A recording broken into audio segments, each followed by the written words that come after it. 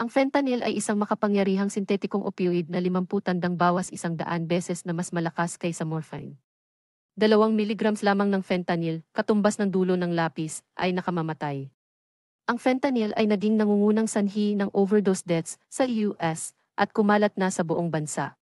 Karaniwan itong hinaluan ng mga droga tulad ng heroin at methamphetamine, ginagamit sa paggawa ng peking iniresetang tabletas.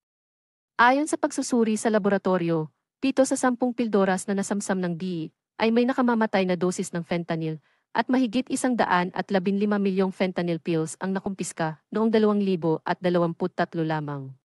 Nagbabala ang mga opisyal ng pampublikong kalusugan na maaaring nakamamatay ang anumang mga tabletas na binili sa social media o nakuha mula sa di-parmasya kahit sa isang paggamit.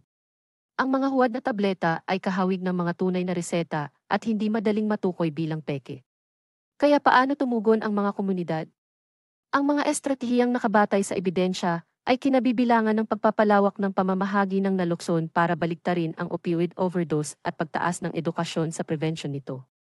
Ang nalukson ay isang ligtas na gamot na mabilis na nagbabalik ng normal na paghinga matapos ang opioid overdose. Kahit sino ay maaaring magdala ng nalukson, gamitin ito sa overdose at posibleng magligtas ng buhay. Maaaring mabili ang nalukson sa mga lokal na parmasya o sa mga programa at ang mga may addiction ay maaari ring makakuha ng mga gamot at therapy.